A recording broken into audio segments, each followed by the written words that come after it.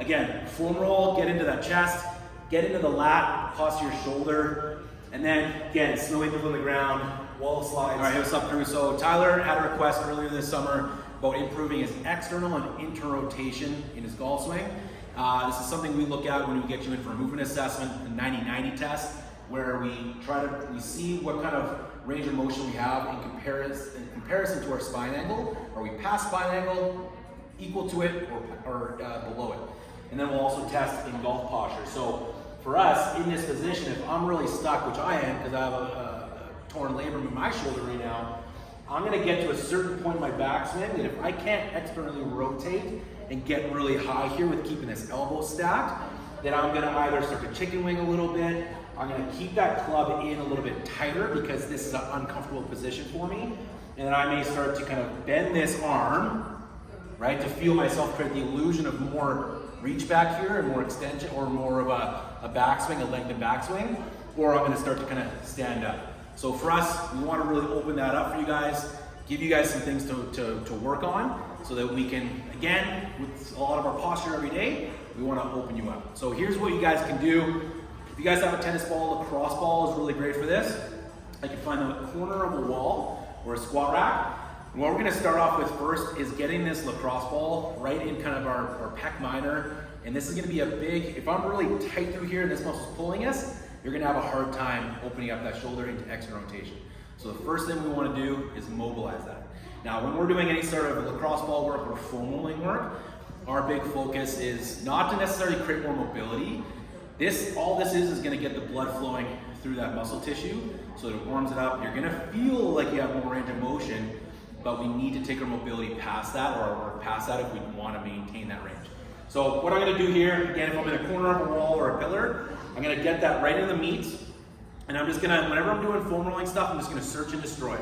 So I know that I'm really tight through that chest, and I'm just gonna kind of work through here. I'll usually spend 2 to 4 minutes on each kind of body part if I'm really, really tender. If I'm not tender through there, I'll spend 1 to 2 minutes just to kind of get the blood flowing and then move on to the next body part. But if I really want to open this up, then I'm going to spend some more time. So once I kind of move around a little bit, I'll find a spot that's really tender. So this one I'm really feeling right now.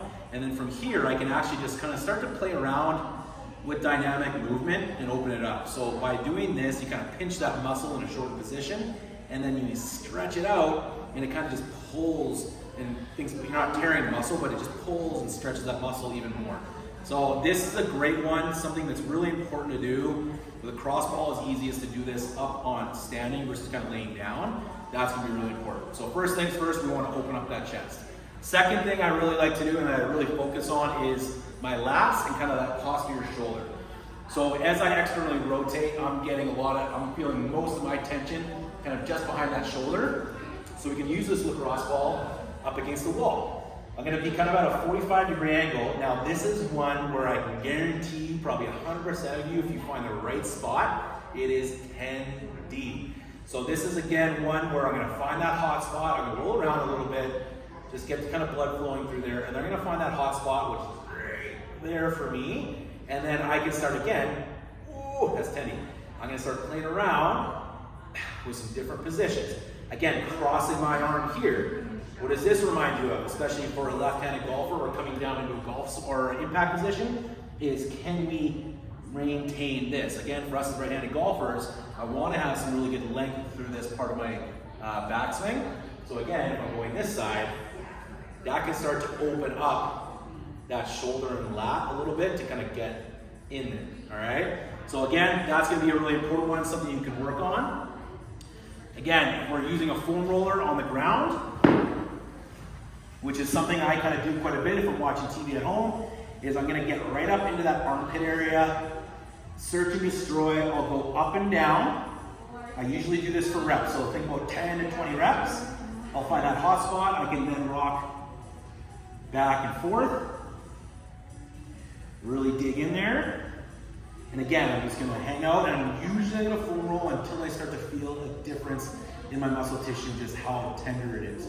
Okay, whenever we're doing foam rolling, I don't want you guys at like a 10 out of 10 uncomfortable or pain. We wanna work kind of in that 3 to 4 out of 10, as far as how uncomfortable it is and just any sort of threshold, because we don't want to just dig in there and just smash it up. All right? What we can do after that is, especially with a long foam roller, is we can do snow angels. I really like this one because we can take our arms, come down into this 90-90 position with both arms, and I can just hang out here and just breathe. And just let gravity do the work on opening up that chest and balancing out maybe some of that poor posture that we have, kind of sitting at a desk all day or whatever it is. And just really sink in there. From here, you can then also do some snow angels and reach it all the way forward, sort of running into the wall here. But again, as I do that, I'm going to really try to drive my palms and forearms to the ground, which is going to work on that external rotation. And I'm just going to rep that out back and forth. Okay? So something really simple that you guys can do. I then like to pair that with a seated or a half kind of seated wall sit with a wall slide. So in this position, you can even put a chair underneath you up against the wall. And I'm going to take a big inhale, big exhale, and I'm going to bring those arms all the way up into a Y position. And then I'm going to bring them back down and try to keep our low back flat on the ground. And I'm going to rep out 10 to 15 reps. Again, this is where we mobilize it with the foam rolling and things like that. And now we can stabilize it with working some stabilizer, stability muscles that will help kind of maintain that posture for us after we're done on mobility work. So if you're really tight through here, and I just give you all your mobility back, and we don't learn how to stabilize and strengthen those muscle tissues or those muscles and joints in that range of motion, eventually you're gonna hurt yourself or you're just not gonna get where you need at. So hopefully that made sense. If you watch this whole video, again, foam roll, get into that chest, get into the lat, posture your shoulder, and then again, snow angels on the ground, wall slides. Start with that stuff, you guys. That's gonna be really great for us to just get to a much better, more efficient and effective position.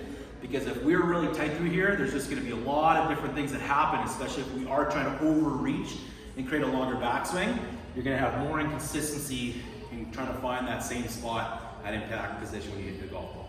Give that a go. Let me know if you guys have any other things that you guys want us to film and get you guys dialed in. Let's go.